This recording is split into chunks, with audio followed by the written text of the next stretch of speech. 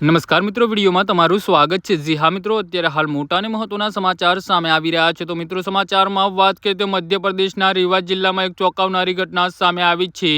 Famous થવાની ઈચ્છા ધરાવતા એક યુવકે પોતાની પત્નીનો પ્રાઇવેટ વિડીયો રેકોર્ડ કરીને સોશિયલ મીડિયા પર અપલોડ કર્યો હતો। પોલીસે આરોપી પતિ વિરુદ્ધ કેસ નોંધ્યો છે। તે હાલમાં ફરાર છે અને તેનું લોકેશન મુંબઈ ટ્રેસ કરવામાં આવ્યું છે।